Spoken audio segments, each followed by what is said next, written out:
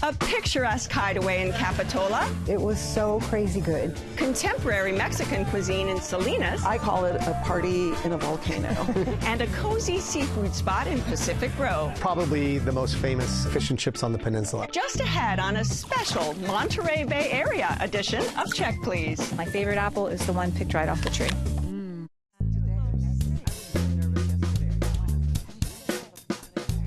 Hi, I'm Leslie Zabrocco. Welcome to a very special edition of Check Please Bay Area. Today we're venturing down the coast to explore a whole new culinary region for our show, the scenic Monterey Bay Area. We've invited 3 guests to review and talk about their favorite restaurants. Each one recommends one of their favorite spots, and the other 2 go check them out to see what they think. Joining me at the Check Please table today are retired state worker Ruthie Velasquez, retired registered nurse Espy Castro, and biotech executive Mike Molica. Welcome to Check Please, everyone. Thank you. Thank you. We begin our journey with Ruthie. As a San Jose resident, she loves zipping down to the Monterey Peninsula for weekend getaways. One of her favorite places is a romantic restaurant that's been a fine dining destination for more than 75 years. Nestled along Soquel Creek in Capitola, it's the historic Shadowbrook. Shadowbrook is unique, unlike really any other place. Just walking through the doors, you have a sense. This is different. This is special. I'm Ted Burke. I'm the owner of Shadowbrook Restaurant. I've been here since 1972 as an hourly employee and an owner since 1978. Being a special occasion restaurant, there are things on the menu that people like to have when they splurge. So there's lobster, and there's prime steaks, and there's prime rib. Our entryway, which is known as the Rock Room, it's more casual. There's a wood-burning oven up there that does pizzas, small entrees and salads and things. All our desserts are made in-house. We have just a wonderful pastry chef. This place definitely has an intangible feeling to it. It started out with a theme called romance and dining. This is 1947, and it still is today. It's a very popular restaurant for birthdays and anniversaries, first dates. There's probably 1 or 2 proposals a week. I remember one in the garden room particularly where the whole place just quieted down because the gentleman got up and got on his knee. We're waiting on the receipt. You could hear a pin drop and then a yes. The owners, before I was hired here, responded to the condition that this place was hard to get to. I mean, it's down the bottom of a steep hill. So they put in this rail line called a Hillevator that's unique. And I always recommend when you come, walk down through the meandering gardens, the waterfalls, and enjoy that, and then ride back up after dinner. It goes along with the romance and dining. There's oftentimes people will say, your elevator is broken, and we go up there and we find that some people had turned it off and were smooching inside, and then embarrassingly get out at the top. Little lipstick over here and such. It's all fun, and people enjoy it. Hospitality comes from your heart. It's the desire to please. And so our goal here is just don't give people what their expectation is. Right? Exceed it. Now, Ruthie, this spot is an institution and a destination. How long have you been going there? About 12 years. Okay. There's history, and it's a beautiful place. There's an outside patio next to the Soquel Creek. Right. If you go during the day, it's beautiful, and if you go in the evening, it's even more beautiful because everything's illuminated, inside and outside. It's perfect for any occasion. It's just so special every time we go. In the 12 years that you've gone, do you have a favorite dish that you start with? They have really good appetizers. We always get the bacon wrapped prawns because they're big, and the sauces they come with, sesame mustard and ginger coconut cream. So you can dip them and share them, and those are very good. Mike, tell me about your experience. Have you been there before? No, it was my first time. I'd heard a lot about it, and I just always thought it was a touristy kind of place. Right. But now that I had to go, I was really pleased that I did. I had some really good experiences there that night. We, too, have been in the Monterey area for a long time, and we've never gone to this restaurant, so thank you for your recommendation. It was like storybook. It's definitely old world charm, and they have like 8 different dining rooms. size and at various levels. Oh, and right in the middle of the room is this beautiful redwood tree. The tree. Oh, It's like, okay, here's a tree, we'll build around right it. through the roof. Make do. We were in the fireplace room, which they said was the only intact room original to the house, and it was fantastic. What did you start with? We had the prawns and the Caesar salad. The prawns were a miss for us, I think, because, well, they were small, number one. Oh, no. Yeah, and they only She gets the big ones. Well, I expected You gotta them go to with be Ruthie. big. Ruthie's here. Maybe it was just an off night for that dish, but we had the Caesar salad as well. I'm a big fan of Caesar, and it was so well done. The dressing was that nice balance of umami from the anchovy, not too eggy, but it had a good acid component. Really delicious dressing, crispy croutons, and we really liked that salad. All right. You know, we had to try the clam chowder. We live in Monterey, and we've had all the clam chowders down there, and they're all wonderful. So we went with the clam chowder as an appetizer, and it was, I've got to say, divine. You could taste the bacon, and it was creamy and just the right temperature. It was wonderful. Ruthie, any other staples that you pick? I always get the Pacific Rim salmon. That's their signature. It comes on a beautiful plate, and the green is a ginger wasabi sauce in the shape of a flower. And then inside is a ponzu sauce. There's a bit of sea greens, and then some julienne, beautiful vegetables on the top. And it's always cooked perfectly. Okay. And what did you move to after the appetizer? We got the Angus prime rib. Traditional prime rib, but having worked for a famous steakhouse, I know prime rib, and this one was done really well. The rub was perfect. They cut it to my perfect temperature, a medium rare plus. And the cool thing about That's a trick, too. It is. I want medium rare plus. I don't want medium, and I don't want medium rare. Yeah, right. I really liked their horseradish cream. It was whipped like butter. And it was really different texture, and it came with creamed spinach, which was richer than the sautéed, obviously, and then whipped mash. It was done well. What did you eat after your appetizer? There were just two of us, husband and I, and he ordered the pork ossobuco. It was a generous portion. The meat was falling. It was so tender, and it came with this beautiful sauce. That's the whole point, that slow cook. Oh yeah, off the bone, exactly. Right? And it had spinach alongside it. Yeah. And then we shared another main as a side dish, and it was the black truffle gnocchi.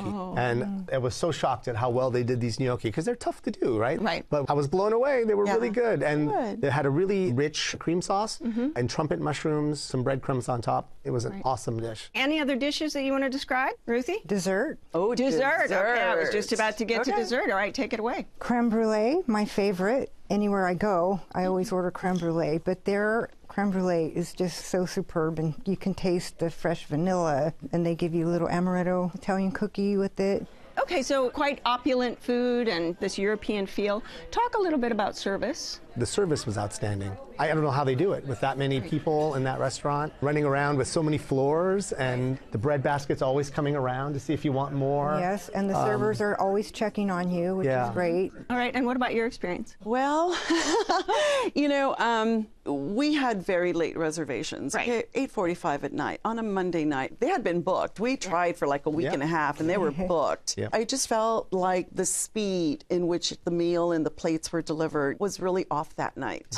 We had the opposite. We had an early reservation midweek. It was packed. I mean, right at opening. Yeah. But I felt they timed our dinner perfectly. So definitely must have been an off. Yeah, but it was so beautiful. We expected so much when we drove up, walked in, and we got all of that. Yeah. Did we talk about the cab that will pick you up at your hotel for free?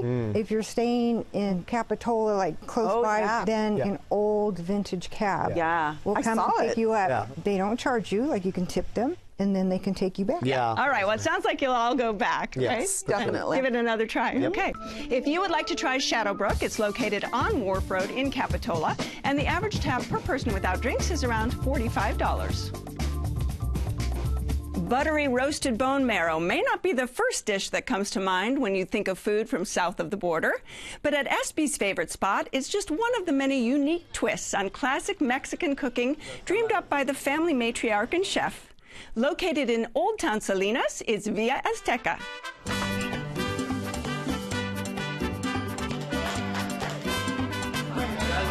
Villa Azteca es sabor y calidad de comida mexicana. Quiero dar a conocer la comida rica que tenemos en México. Mis recetas es algo que ya traigo desde que era niña. El cocinar me encanta. I think it's super important to highlight that in reality, my parents didn't start with the dream of having a restaurant here. They started working in the fields, and like any other immigrant with hard work, they continued to grow, and now we're here. Y me dice mi esposo, yo creo en tus recetas, yo creo en ti, por eso le agradezco mucho a él. Handmade tortilla. I never thought I was going to be a chef. I was going to school for business, and we opened up the restaurant. My part was to be in the kitchen, and any other chef, they go to culinary school. So they're learning everything through measurement, but the way she taught me was like the old school, Put a little pinch of this and a pinch of that, and then taste it. And I think that's the beauty that I've learned through my mom. So.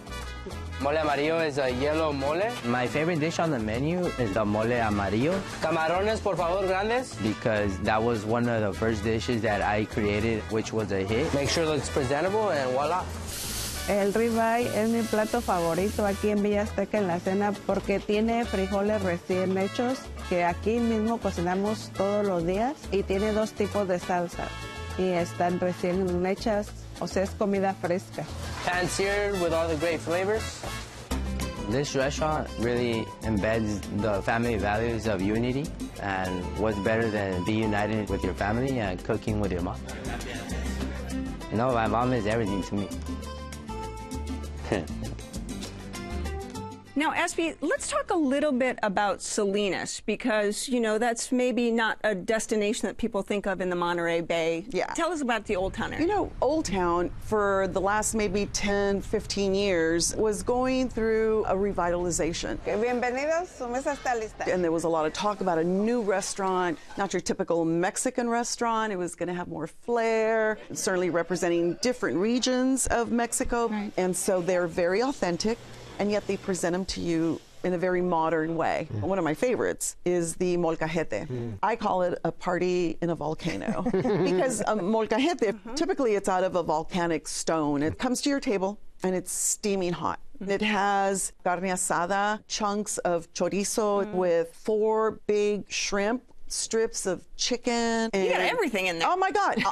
Protein, I'm telling you. If you're a bodybuilder, you go and you have that. Right. What did you have? We started only with the guacamole, which was outstanding. Yes. But the next thing we tried that I thought was impressive was the salmon al pastor taco. So it was served on a blue corn tortilla, and it was not quite deep fried, but it had crispy edges, and it had a soft interior. Right. It had creamy avocado salsa, pineapple salsa, pea tendrils, radishes. It was insane. And the thick al pastor sauce kind of covering it. You don't think of al pastor with salmon. Never had anything like it. And that was probably our favorite dish. And then we had chile verde, which you can't get in the evening. And it was as good as I've ever had. I make it, I've had it 100 times, and it was really delicious. Not over-salted. It was the tender pork. It was just fantastic. And those tortillas just keep coming, and they're so good. We've had chips and salsa, and then I ordered the tacos de nopal, which is cactus, which I love. They somehow put it in a patty shaped like the taco, and it came with shredded cabbage. They use a lot of real colorful vegetables, very cabbage. colorful. Yeah. The blue corn tortillas, you could tell it was homemade. It was so delicious. It was so good. I'm glad you enjoyed it. I also had the Azteca salad. It was fresh. It had fresh mixed greens, beets, pepitos, which is pumpkin seeds, nuts, and blueberries. Yeah, finish the salad. Well, bone marrow, a lot of different cultures eat bone marrow, and it's very nutritious. Growing up, that wasn't something that, oh no, I wouldn't taste it. But at Villa Azteca, I was tempted, I tried it, and I'm a goner. I'll have it every time. It's presented on this wooden platter. It's roasted, so it's crusty on the top. And then it comes with 2 little sopecitos, so it creates a little nest for your food. There's a black bean puree, then there's the salsa macha, and you scrape the marrow out and you put it on top of your sope. And what else do you need to eat after that, right? Yeah. Right. Easily. And Ruthie, you've been shaking your head. You're like, yeah, I had that or I want that. Well, I want the things I haven't had that they're talking about, especially the bone marrow. That's a good thing. But I have to say that I want to go back mostly for the horchata. That was the best horchata I've ever had. And I don't order it very often because I know a lot of restaurants don't make it themselves, but I could tell this was homemade, like my grandma used to make. Exactly. With the cinnamon sticks. It was perfect. It was the best I've ever had. I love their palomas. And I always go for the flight. Then they're all garnished differently. Fresh flowers, fresh berries. They're constantly very innovative. And did you have anything for dessert? Were you too full? No, we did order a dessert, and it was the corn cake, and it was phenomenal. They have a small creamer of creme anglaise. Imagine the texture of an olive oil cake, but with creamy corn pieces and corn inside, and tons of fresh berries. Cuando lleguemos a la mesa, lo bañe de rompope. And what about service? I mean, this is, as you said, family-owned. Yeah, service I thought was great. You can tell that there are multiple people that tended the table, even though it's not your main server. All right, Yeah. and you'd go back. Oh, Sounds absolutely. like you'd go back. Absolutely. Yes, I go back. You got some dishes very now to good. go back. Oh, yeah. I think you're getting a lot of thank yous over here. Yes. You're welcome. You're welcome. All right, if you would like to try Villa Azteca, it's located on Main Street in Salinas, and the average tab per person without drinks is around $50. Mike's a Monterey local, so he doesn't have to travel far to find fresh seafood sourced straight from the bay. Whenever he's in the mood for bistro fare that's locally fished, farmed, and foraged, he heads to Pacific Grove, home to the appropriately named wild fish. The name wild fish comes from, you can call someone a funny fish or a cold fish, and we just like the idea of a wild fish, a party person, because I sort of feel like my husband is always the life of the party.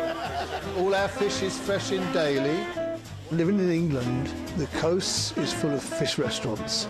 Along the California coast, there's a lot of restaurants that serve fish, but very few restaurants that serve just fish and specialize. 90% of the fish is from 2 blocks away. There's Monterey Bay. We can tell you who fished it, and we can tell you who grew the vegetables on your plate. We buy whole fish only. We have funny offcuts of the fish that you can use for amazing appetizers. You probably won't see the same dish again and again, although there are some dishes that we would get run out of town if we took off the menu, like our bouillabaisse, the whole fish roasted on the bone. Everything else we change. It's fine dining, but it's not formal. We just want it to be a warm, welcoming atmosphere. We're jazz fans. And we have a quartet every Friday and Saturday night. And we really want you to have fun. We're, you know... Putting the F word back in dining. The F word? Back in dining. What was the F word? Fun. Fun, okay. Happy birthday to you. Happy birthday, dear Liz. Happy birthday to you. All right, Mike. There are so many seafood restaurants in the Monterey area. What makes this one stand out? You have some institutions in the city that certainly are more well known, but they have a selection of seafood from our bay that's unparalleled. And fish and chips, being that they're from the UK, is one of their signature dishes. You get 2 usually giant fillets that are battered in a big beer batter. They're served with house-made ketchup, house-made pickles, tartar sauce, and vinegar. And they're probably the most famous fish and chips on the peninsula. Okay. The Monterey calamari is always on the menu, and you have to have the calamari when you go to Monterey. It's kind of par for the course when you eat in Monterey. We did start with the calamari. Delicious. It was lightly coated, fried, of course, but not greasy. Right. It came with like a chili aioli. Yeah. The peppers? Did you get the blistered Oh, the shishito peppers. Yeah. Yes. That was a nice mix, right? Oh, it was. Yeah. It was sweet and crunchy. And She's a pepper hot. lady. Yes, I'm hot. But, yeah. And we also have the ahi tuna. It's got a sesame seed crust on it. It comes with different sauces, so you can have your sweet, your hot, and it was enough for the whole table. So the portions are very They're portions pretty were generous. good. So we started off with some Old Vine red wine, and we shared a bowl of chowder. The chowder would have been better if it had more spices, but that was just us. It could have been fine for anyone else. And then I had the whole fish with chimichurri sauce. So good. And it was on a tray. And it was this fish. A big fish. Covered in sauce, bright green, with this eyeball looking right at you. And some fingerling potatoes and a little salad. The fish was cooked perfectly, first of all. It was moist. It was so good. We shared it and we ate the fish, but wait, we weren't done. You flip it over and you have like a whole other side of the other fish. Oh my gosh. Do you get the whole fish? No. My wife can't handle the eyeball thing. So. I ate my eyeball. Yeah. That's the first thing I popped right out. It's the most nutritious part of the fish. I believe you. It is. I believe you. That's fantastic. To the eyeball. Let's toast the eyeball. There you go. So the two mains that we had were the sable fish, which is just from up in Santa Cruz, and it was crispy skin, and it's just cooked perfectly. They really know how to cook their fish. That's what I was just going to say. They know how to cook a good fish. Yeah. So it had a carrot top pesto. It had fingerlings, carrots, beans. Celery ash. And celery ash. Oh, yeah. You even remember that. Yes. Did you have the same thing? I did. It's good, right? It was phenomenal. And crispy skin, right? Crispy, easy to cut into, flaky, flavorful. Yeah. And well, the other thing we ordered, they had a ling cod from Moss Landing, which is a meaty fish. Right. And they did it katsu style, which in Japan is basically deep fried. They do that with pork. Oh, wow. So it was a tempura coating, and it was just served with sunomono salad, sushi rice, and katsu sauce. And that was it. It was the simplest but most tasty thing I've ever had there. And did anybody have dessert? I had to try the sticky toffee pudding. Which is, well, because they come from England. Oh my gosh, it was so crazy good. It's so good. And then I had to give my fella a bite. Why? Why do you have to? I didn't have to, but I did. He really liked it too. The service was really, I think, number one. Everyone was smiling, very welcoming. Arturo, he was our server. He was just so attentive. He was just so great. So you'd all go back? Oh, yeah. Oh, definitely. Yes, I'm I hearing would. lots of love for this place. Yeah. All right, if you would like to try wild fish, it's located on Lighthouse Avenue in Pacific Grove, and the average tab per person without drinks is around $50. And now, reporter Cecilia Phillips has more Monterey Bay Area bites you just gotta try. She's on the road to Watsonville, where the fruits of her labor make it a tasty trip indeed.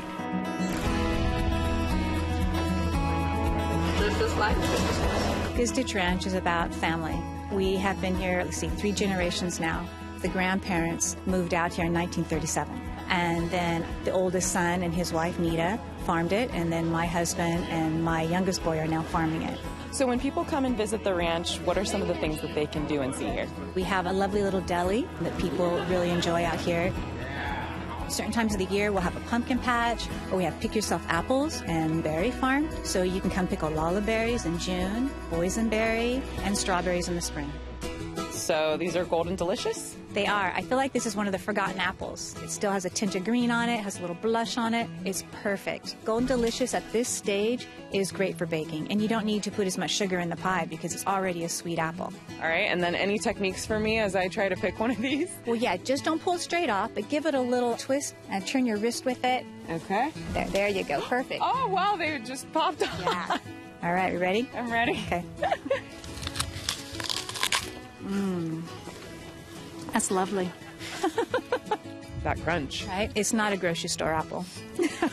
Absolutely not. What are you going to do with all the apples? I'm going to put mine in sandwiches. Applesauce. Apple juice. Apple juice. Probably some apple pies or apple puff pastries, something like that. So, yeah. I was just going to eat them. I'm just going to eat them. We're going to eat the apples. After all the hard work of picking the apples, this is what we get. So this is your famous apple pie. This is it. This is 3 pounds of apples in one pie. 3 pounds of apples in one pie. And they cook down, right? But there's still a lot in there, and it's still pretty hefty. The bakery, we started out with maybe 2 different pies, apple and a lolly. Now we have maybe 10 different flavors now, depending on the season. How many pies would you say that you make a day? Hundreds. Yeah, they're at it from 5 a.m. till 5 o'clock. We also have an apple dumpling, which is just lovely. I thought that this was mashed potatoes and gravy when I saw photos of this, but it is a whole apple. That's right, whole apple stuffed with cinnamon and spices and butter wrapped up in a flaky pastry. Here we go. How's the sauce? Oh, the sauce is killer. What do you hope people come away with? I hope people enjoy the atmosphere, the air, and the dirt. I mean, dirt is so cool. You see the kids come out here and they're running up and down the orchard, just making all kinds of dust and hollering and just enjoying it. I would include it. I have to thank my fantastic guests on this very special episode. Ruthie Velasquez, who enjoys dining in style at the elegant Shadowbrook in Capitola. Espi Castro, who pairs her molcajete with a Paloma flight at Villa Azteca in Salinas. And Mike Malika, lover of the fish and chips at Wild Fish in Pacific Grove. Join us next time when 3 more guests will recommend their favorite spots right here on Check Please Bay Area. I'm Leslie Sabraco, and I'll see you then. Cheers. Cheers. Cheers. Oh my, so nice. We did it. Check Please Bay Area is made possible by the members of KQED and by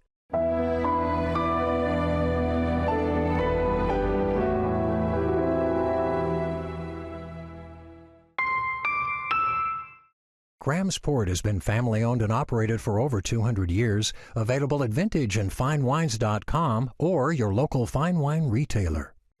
The Bay Area airport that's close and reliable. iFlyOAK.com. At Sutter, 224 hospitals and care centers never stop caring for 3.4 million Californians. Getting better never stops. Bravery, caring, kindness. And that's what we live by at SF Fire Credit Union. SF Fire Credit Union, rescuing you from banks. Crab House at Pier 39 is a family-owned restaurant featuring Dungeness killer crab, shellfish platters, and crab fried rice. Crab House serves fresh, sustainable seafood with stunning views of the San Francisco Bay. Located on Pier 39 in San Francisco, reservations at crabhouse39.com. It's absolutely delicious. Absolutely delicious. These pumpkins are happy. Some of the locals, I think, thought we were crazy for building a bakery way out here. Like, who would drive all this distance for a pie, right? But oh my gosh, it's worked. What goes in it? Well, it's a secret. Always. It's absolutely delicious. That was terrible.